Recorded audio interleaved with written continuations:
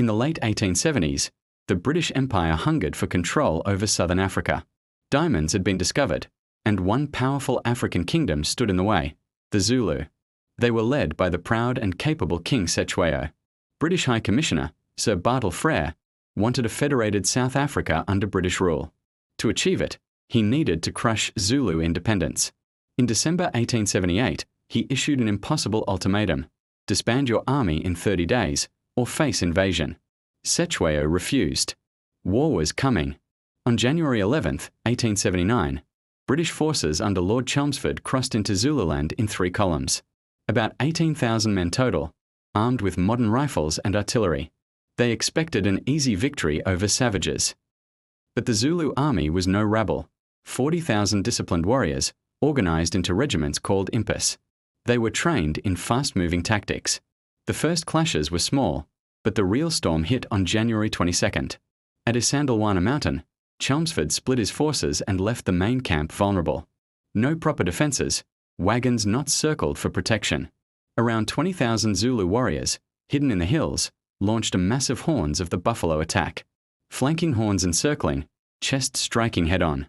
The British fired volley after volley, but the Zulus closed in with spears and courage. Over 1,300 British and colonial troops were killed, almost the entire camp wiped out in hours.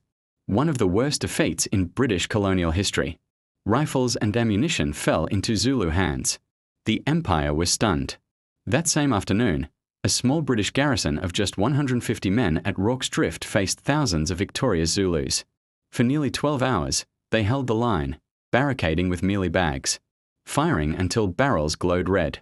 11 Victoria Crosses were awarded, the most for any single action in British history. The Zulus withdrew at dawn, blooded but proud. News of Isandlwana reached London, shockwaves. Reinforcements poured in. Chelmsford regrouped.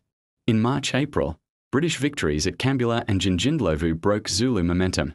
The Zulus fought fiercely but couldn't match endless British supplies and firepower.